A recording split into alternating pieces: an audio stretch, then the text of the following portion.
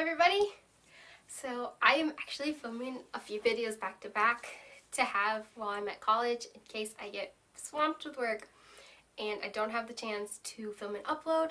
So that is why I look the same as I did in the last video. So I actually have an unexpected book haul. A few days ago I went to a store called McKay's where you sell your old books and you can buy new books. I've never actually sold my books there before. I've only ever bought books. And I brought 3 totes of books and I sold them all for credits in the store. And originally when I went to the store and I was shopping and looking at books, I thought I might pick a few things up, but I got a lot of credits back. And then I was walking around the store feeling like the sky was the limit and I could buy all the books that I wanted. And I was actually able to buy 5 books for myself and also some books for my mom and my brother. So it was pretty awesome. The first one that I picked up is Mouse 2 and Here My Trouble Began by Art Speigelman. I read Mouse 1 last year and I really enjoyed it. I really like reading memoirs in the graphic art form. I think that there's something really unique about it. So I'm looking forward to seeing what happens in the second one. I think that it shows more about what it was like in the concentration camps. So there's more about that in this one than in the first one. So yeah, that's the first one. And I need a sip of tea because my voice, I can hear that it's kind of struggling. Okay, the second book is Keep the Aspidistra Flying by George Orwell. I heard about this book on Ariel Bassett's channel here on YouTube, and I've read 2 other things by George Orwell, Animal Farm in 1984. And this actually sounds like a very interesting premise to me, and that's why I want to read it. It's about a man who is a poet in London, and he kind of decides that he wants to break free from the world of money, and he tries to live a life without currency and kind of outside of society. I think that this is just following his journey and him trying to do that. And I've heard that unlike most George Orwell books, this actually has a happy ending.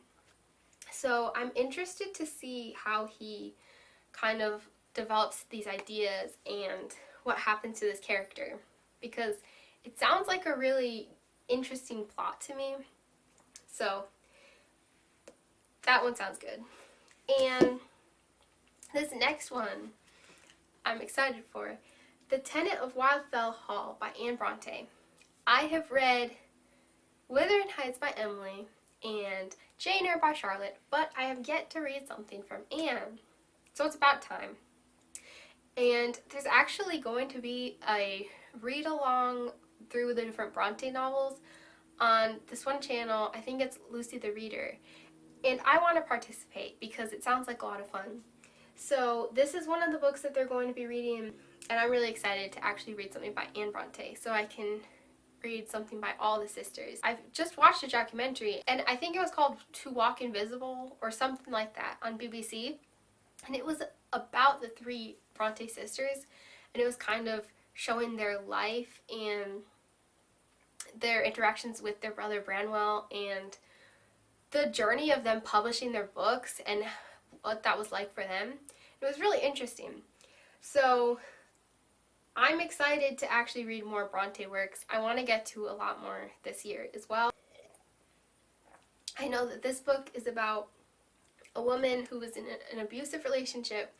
She leaves her husband. She goes to a new town with her son, and she's trying to make it on her own. And I think that there's a little bit of love story after that, but it's about her trying to be independent.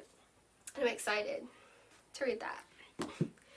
And the next 2 books kind of have a theme, and that is Arthur. So this one I found, and I've been wanting to read this. A Connecticut Yankee in King Arthur's Court by Mark Twain.